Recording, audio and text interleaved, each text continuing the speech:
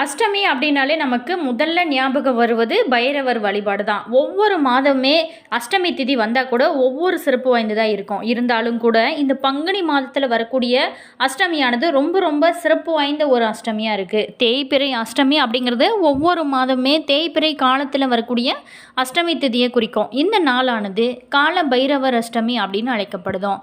மேலுமே இந்த நாளில் சிவபெருமானின் அம்சமான பைரவரை வழிபடுவது ரொம்ப ரொம்ப சிறப்பு வாய்ந்த ஒரு விஷயமா இருக்கும். நான் அதே மாதிரி இந்த பைரவரை வழிபடுவதன் மூலம் நம்மளுடைய துன்பங்கள் கஷ்டங்கள் அனைத்துமே நீங்கி நல்லது நடக்கும் அப்படின்னு நம்பப்படுது. இந்த தேய்பிறை அஷ்டமியானது வழிபாடு செய்வது ரொம்ப ரொம்ப சிறப்பான ஒரு பலன்களை நீங்கள் எதிர்பார்க்கலாம். ஒரு மாதத்திற்கு பார்த்தீங்களா 2 அஷ்டமி திதிகள் வரும். ஒன்று வளர்பிறை அஷ்டமி திதி, இன்னொன்று தேய்பிறை அஷ்டமி திதி. 10/4/2026 நாளை வரக்கூடிய இந்த வெள்ளிக்கிழமை நாளில் வரக்கூடியது இன்னும் ரொம்ப சிறப்பு வாய்ந்த ஒரு விஷயமா இருக்குது. இந்த நாளில் நம்ம இந்த பைரவ மூர்த்தியை எந்த முறையில் வழிபாடு செய்யணும், எப்படி விரதம் இருக்கணும், இதனால் கிடைக்கக்கூடிய யோகங்கள் என்ன, மேலுமே இனி வரக்கூடிய காலகட்டம் எப்படி அமையும், இந்த அஷ்டமி திதியில் நம்ம வழிபாடு செஞ்சால் என்னென்ன பலன்கள்லாம் கிடைக்கும் அப்படிங்கிறத நம்ம விரிவாக இந்த பதிவின் மூலமாக பார்க்க போகிறோம். வீடியோ பார்த்திங்கன்னா உங்களுக்கு ரொம்ப யூஸ்ஃபுல்லாக இருக்கும். வீடியோவை ஸ்கிப் பண்ணாமல் முழுமையாக பாருங்கள். இந்த பதிவு உங்களுக்கு பிடிச்சிருந்தா மறக்காமல் லைக் பண்ணுங்கள். இது போன்ற பல சுவாரஸ்யமான தகவல்களை நீங்கள் தெரிஞ்சுக்கணும் அப்படின்னாலும் இனியவள் உற்சாகம் சேனலை சப்ஸ்கிரைப் பண்ணிட்டு கூடவே இருக்க பெல் பட்டனையுமே ப்ரெஸ் பண்ணிட்டு வாங்க வீடியோக்குள்ளே போகலாம். இந்த நாளில் நீங்கள் பைரவரை வழிபடுவது தீய சக்திகளோட தாக்குதலில் இருந்து பாதுகாப்பு நமக்கு கிடைக்கும். இந்த நாளில் பைரவரை நம்ம வழிபட்டு அன்னதானம் செஞ்சாலே நம்மளுடைய வாழ்க்கையில் செல்வம் பெருகி கொண்டே இருக்கும். தேய்பிறை அஷ்டமி இன்னைக்கு பைரவரை வழிபடுவது குடும்பத்தில் மகிழ்ச்சியும் செழிப்பும் ஏற்பட ரொம்ப ரொம்ப முக்கியமான ஒரு நாளாக இருக்குது. அதே மாதிரி இந்த தேய்பிறை அஷ்டமியில் நம்ம முக்கியமாக செய்யக்கூடாத விஷயங்கள் நிறைய இருக்குது. அது என்ன அப்படிங்கிறத பார்க்க போகிறோம்.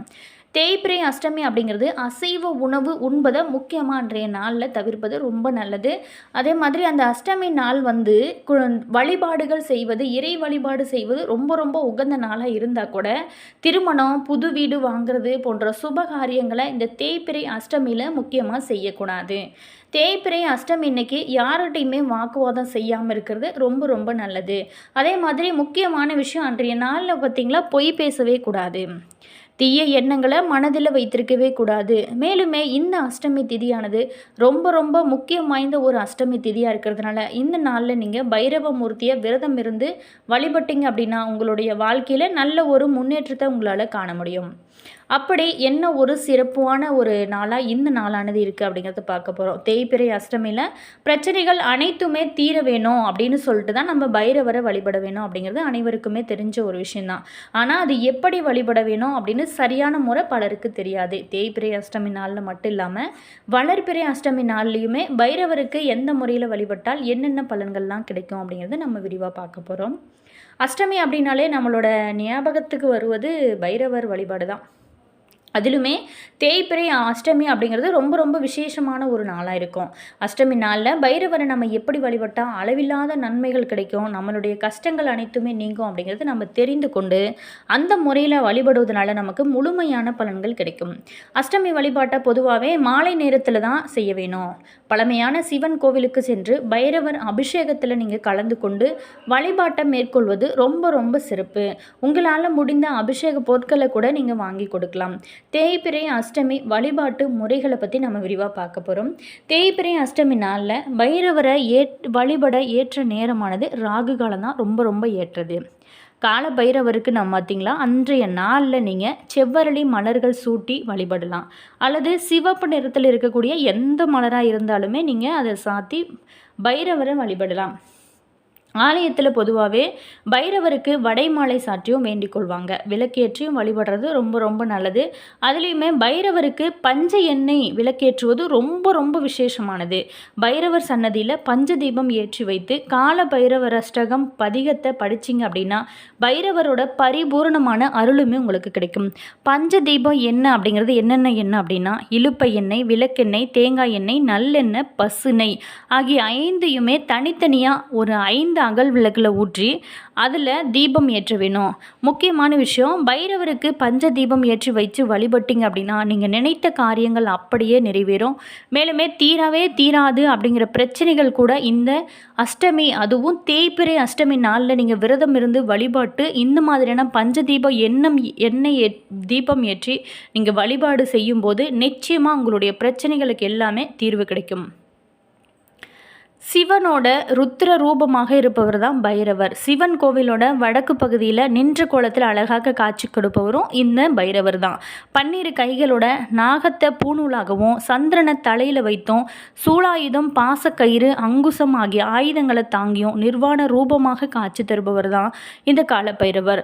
சுத்தமான புணுகு கிடைச்சிச்சு அப்படின்னா அதை வாங்கி கொடுத்து நீங்கள் பைரவர் பாதத்தில் வைத்து எடுத்து அதை ரூபாய் நோட்டில் தடவி கடன் தீர வேணும் அப்படிங்கிற பிரார்த்தனையை செஞ்சீங்க அப்படின்னா கடன் சுமையிலிருந்து நீங்கள் விடுபடலாம்.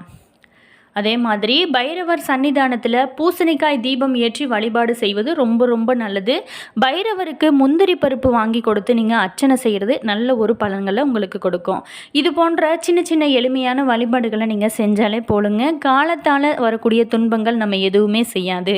அதுபோல தான் கண்டிஷ்டி, ஏவல், பில்லி, சூனியம், எதிரி தொல்லையிலிருந்து விடுபட இந்த கால பைரவர் வழிபாடு ரொம்ப ரொம்ப சிறப்பானதாக இருக்கும்.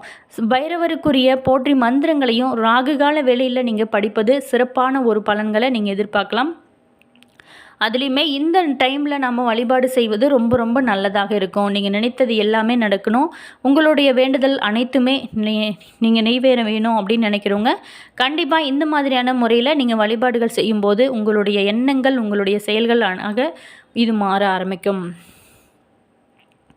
அதே மாதிரி ஸ்ரீ பைரவர் அருட்கடாசம் பெற தேய்பிறை அஷ்டமியில் நம்ம விரதம் இருந்தால் என்னென்ன பலன்கள் இன்னும் கிடைக்கும் அப்படின்னா, எல்லா சிவன் ஆலயத்துலேயுமே ஈசான்ய மூலை அப்படின்னு சொல்லக்கூடிய வடகிழக்கு திசையில் நீலமேனியராய் நாய் வாகனத்தோட பைரவர் காட்சி தருவார்.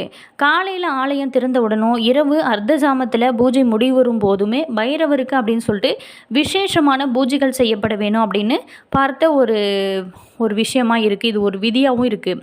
ஸ்ரீ பைரவருக்கு பௌர்ணமிக்கு பின்வரக்கூடிய தேய்பிறை அஷ்டமியில் பஞ்ச தீபம் ஏற்றி வழிபட்டாலே காலத்தினால் தீர்க்க முடியாத தொல்லைகள் நீங்கும். அதே மாதிரி நல்லருள் கிடைக்கும். இதே மாதிரி இந்த இலுப்பை எண்ணெய், விளக்கெண்ணெய், தேங்காய் எண்ணெய், நல்லெண்ணெய், பசுனை இதோட தனித்தனியாக தீபமாக அகல் விளக்கில் ஏற்றி நீங்கள் வழிபடலாம். அதே மாதிரி ஒன்றிலிருந்து ஒன்றை ஏற்றாமல் தனித்தனியாக ஒரு தீபமாக ஏற்றி வழிபடணும். நீங்கள் நினைத்த காரியங்கள் அனைத்துமே நிறைவேறும். மேலுமே 6 தேய்பிறை அஷ்டமி நாளில் நீங்கள் இந்த மாதிரியான பைரவரை சிவப்பு நிற நீங்கள் பூக்களால் போட்டு நீங்கள் வழிபட்டீங்க அப்படின்னா நல்ல மக்கள் செல்வங்களை நிச்சயமாக பெறலாம். அஷ்டமி திதியில் மற்றும் பிறகு தமிழ் மாதம் எல்லா தேதியிலும் ஆலியம், சுவாதி, மிருகசீரிசம் நட்சத்திர தினங்கள்லையும் நீங்கள் பைரவரை நீங்கள் வழிபட்டீங்க அப்படின்னா உத்தியோகத்தில் நல்ல ஒரு மதிப்பும் பதிவு உயர்வும் கிடைக்கும். தொழிலையுமே லாபம் கிடைக்கும். சனி தோஷத்தன்னைக்கு பைரவருக்கு தயிர் அன்னம் படைத்து வழிபட்டீங்க அப்படின்னா வழக்குகளில் நிச்சயமாக உங்களுக்கு வெற்றி கிடைக்கும். தேய்பிறை அஷ்டமி நாளில் நீங்கள் பஞ்ச தீபம் ஏற்றி வழிபட்டீங்க அப்படின்னா காலத்தினால் தீர்க்க முடியாத தொல்லைகள் நீங்கும், நல்லருள் கிடைக்கும். பஞ்ச தீபம் அப்படிங்கிறது உங்களுக்கு தெரிஞ்ச ஒரு விஷயந்தான். ஸ்ரீ பைரவருக்கு இந்த பஞ்ச தீபம் ஏற்றி வழிபட்டாலே எண்ணிய செயல்கள் அனைத்துமே அப்படியே நிறைவேறும். அதே மாதிரி இது பார்த்திங்களா, வெள்ளிக்கிழமை மகாலட்சுமி உகந்த அற்புதமான நாளில் அமைவது கூடுதல் சிறப்பு வாய்ந்ததாக இருக்கும். அதே மாதிரி அன்றைய நாளில் நீங்கள் செய்யும்போது உங்களுக்கு மகாலட்சுமியின் அருளுமே உங்களுக்கு கிடைக்கும். அதே மாதிரி பைரவரோட அருளும் உங்களுக்கு கிடைக்கும். இது ஒரு அற்புதமான வாய்ப்பாக இருக்குது, மிஸ் பண்ணிடாதீங்க. வாழ்க்கையில் தரித்திரம் வராமல் காத்து செல்வ செழிப்பை வழங்குபவர் தான் ஸ்வர்ணகர்ஷ்ண பைரவரை வடக்கு திசை நோக்கி அமர்ந்து நீங்கள் வழிபாடு செய்வது ரொம்ப ரொம்ப நல்லது. இதே மாதிரி திருவாதிரை நட்சத்திரத்தில் வழிபடுவதனால சிவனோட அருளுமே செல்வமே உங்களுக்கு கிடைக்கும். தாமரை மலர் மாலை, வில்வ மாலை போட்டு நீங்கள் வணங்குவது ரொம்ப ரொம்ப சிறப்பானதாக இருக்கும். ஸ்ரீ பைரவருக்கு இந்த பஞ்சதீபம் ஏற்றி வழிபட்டாலே எண்ணிய செயல்கள் அனைத்தும் அப்படியே நிறைவேறும். அதே மாதிரி ஒவ்வொரு செவ்வாய்க்கிழமை தோறுமே பைரவரை வணங்கி கால பைரவரை அஷ்டகம் படித்து வந்தீங்க அப்படின்னா எதிரிகள் அழிந்து கடன்கள் தீர்ந்து யம பயம் மட்டுமல்லாமல் எவர் பயமின்றி நீண்ட நாள் வாழ இது ஒரு அற்புதமான வாய்ப்பாக இருக்கும். தேய்பிறை அஷ்டமி நாளில் நீங்கள் சிவப்பு நிற ஆடை அணிந்து நெய் விளக்கு ஏற்றி வடைமாலை சாற்றி சிவப்பு நிற மலர்களை கொண்டு அர்ச்சித்து வெள்ளை பூசணியில் நெய் தீபம் ஏற்றி வர நல்ல பலன்கள் உங்களுக்கு கிடைக்கும். அதுலேயுமே ராகுகால நேரத்தில் நீங்கள் பைரவருக்கு 11 நெய் தீபம் ஏற்றி விபூதி அல்லது ருத்ராட்சம் செஞ்சு நீங்கள் வடமாலை சாற்றி சகஸ்கரநாம அர்ச்சனை செஞ்சு வழிபட்டீங்க அப்படின்னா திருமணம் ஆகாதவங்களுக்கு, நீண்ட நாளாகவே காத்திருக்கிறவங்களுக்கு இது ஒரு நல்ல வாய்ப்பாக அமையும். பைரவர் வழிபாடு அப்படிங்கிறது செஞ்சாலே வறுமை, பகைவர்களோட தொல்லை, பயம் அனைத்துமே நீங்கி அவரோட அருளால் அஷ்ட ஐஸ்வர்யங்களும் தன்னோட லாபமும் வியாபாரத்துலேயும் நல்ல ஒரு முன்னேற்றம், பணியாற்றக்கூடிய இடத்துலையுமே தொல்லைகள் நீங்கி மனதில் மகிழ்ச்சியை பெறலாம்.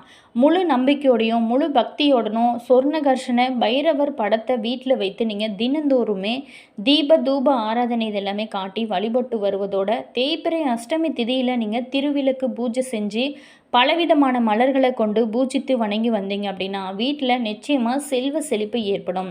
வியாபாரிகள் கல்லாப்பெட்டியில் சொர்ண ஆகர்ஷண பைரவர், பைரவி சிலை அல்லது படத்தை வைத்து நீங்கள் பூஜித்து வர கடையில் நல்ல வியாபாரம் செழித்து செல்வம் பெருக வளம் பெறுவீங்க.